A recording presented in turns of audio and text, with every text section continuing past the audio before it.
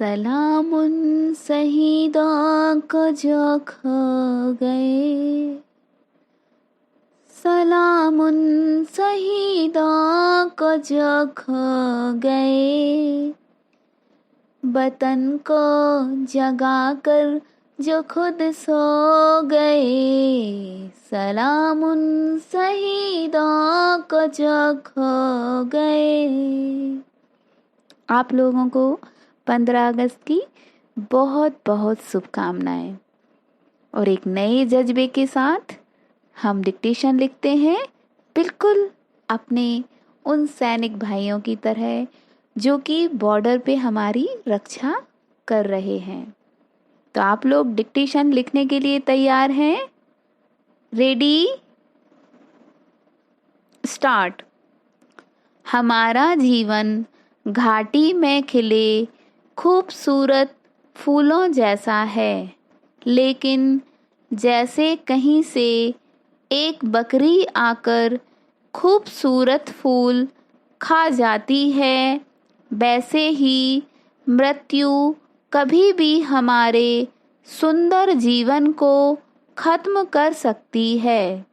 मनुष्य का जीवन खुश रहने के लिए है, हमेशा और पूरी तरह खुश रहने वाला आदमी ही यह दावा कर सकता है कि उसने पृथ्वी पर आकर ईश्वर की इच्छा पूरी की है।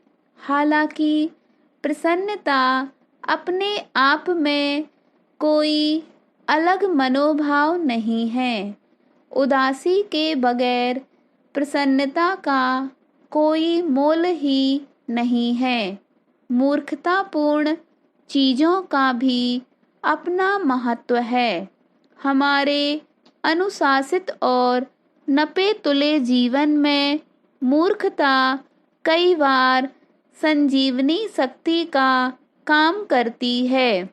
हमें किसी की तकलीफ के बारे में पता चले और हम उसकी वह तकलीफ दूर करने में सक्षम ना हों, तो उससे बड़ा दुख और दूसरा नहीं है।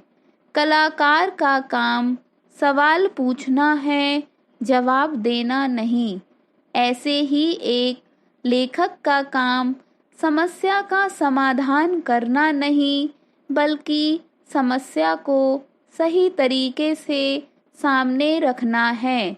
जीवन का महत्व कला से अधिक है। अगर आप अपनी कला पर काम करना चाहते हैं, तो सबसे पहले अपने जीवन पर काम करें। वे गलत कहते हैं कि दार्शनिक और ज्ञानियों में कोई अंतर नहीं होता। दो लोगों के विचारों में अंतर न होना वस्तुतः आत्मा के लकवा मार जाने जैसी स्थिति है।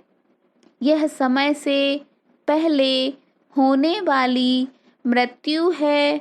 ज्ञान उम्र से नहीं, बल्कि हमारी शिक्षा और सीखने के अभ्यास से प्राप्त होता है।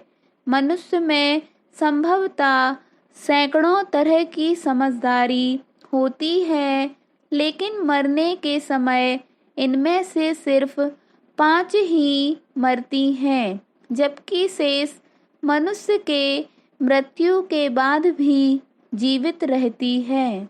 ठीक वैसे ही जैसे पेड़ के सूखकर गिर जाने के बावजूद इस पृथ्वी पर उसका अस्तित्व खत्म नहीं होता, धरती पर सूखकर गिरे बूढ़े ठूंठ काट दिए गए हरे पेड़ों से बेहतर होते हैं।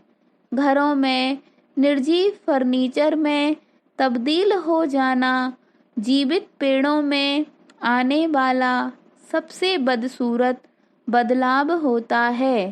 पैरा, यह दुनिया कोई रहस्यमय चीज नहीं है। यह वैसा ही है जैसा हम इसके बारे में सोचते हैं। एकाकीपन से डरने वाले व्यक्ति को जीवन में कभी शादी नहीं करनी चाहिए।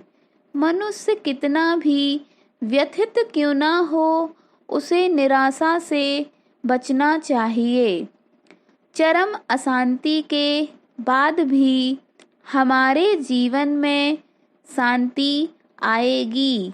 हम फिर देवदूतों की आवाज़ सुनेंगे और फिर हमें हीरों से जगमग आसमान दिखाई देगा। मानवीय रिश्तों में ज़्यादा गंभीरता और दयालुता होनी चाहिए तथा संवादों में ज़्यादा चुप्पी और सरलता होनी चाहिए। स्टॉप।